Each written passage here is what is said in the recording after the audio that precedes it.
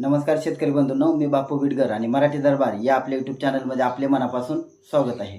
तर बघा, पुण्यश्लोक अहिल्यादेवी होळकर शेतकरी कर्जमुक्ती योजना याची प्रक्रिया ही 22 जुलै 2026 पासून अगदी चांगल्या प्रकारे चालू झालेली आहे।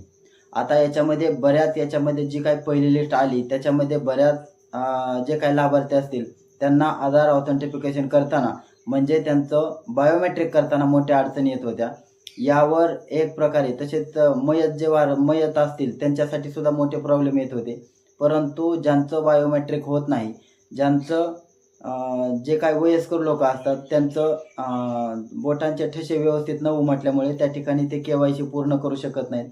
तर अशा जे कोण कर्जदार लाभार्थी असतील यांच्यासाठी शासनाने अत्यंत महत्त्वाचा असा निर्णय हा घेतलेला आहे। आता यांच्यासाठी ज्यांचं समजा बायोमेट्रिक होत नसेल तर त्यांच्यासाठी शासनाने एक नियमावली जाहीर केलेली आहे। आता त्यांनी काय करायचं की सुरुवातीला तुम्ही आपले सरकार सेवा सुविधा केंद्रामध्ये जायचं आहे। त्या ठिकाणी तुमचा जो विशिष्ट क्रमांक असेल किंवा आधार क्रमांक असेल तो त्या ठिकाणी व्यवस्थित चेक करायचा आहे। तुमचं बँकेचं लोन अकाउंट, बँकेचं अकाउंट तर इत्यादी सर्व माहिती तुमची चेक करायची आहे। तुमचं जर आधार ऑथेंटिफिकेशन होत नसेल तर तुम्ही 2 ते 3 वेळेस त्या ठिकाणी प्रयत्न करायचा आहे।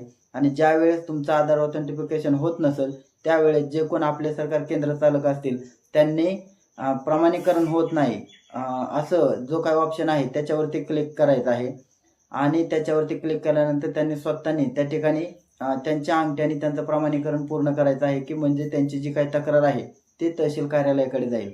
आता ज्यावेळेस तहसील कार्यालयाकडे त्यांची तक्रार ऑनलाईन जाईल त्यावेळेस शेतकऱ्याने काय करायचे, त्यांचं आधार कार्ड असेल, पॅन कार्ड असेल, बँकेचं पासबुक असेल, 7/12 उतारा असतील, हे सर्व घेऊन त्या ठिकाणी तहसील कार्यालयामध्ये जायचं आहे। तहसील कार्यालय जे आहे ते त्यांची आधारची ओळख असेल किंवा हा शेतकरी तेच आहे म्हणजे त्या शेतकऱ्याची ओळख पूर्ण पटल्यानंतर तहसील कार्यालयाकडून त्या ठिकाणी त्यांचं आधार प्रमाणीकरण हे पूर्ण केलं जाणार आहे।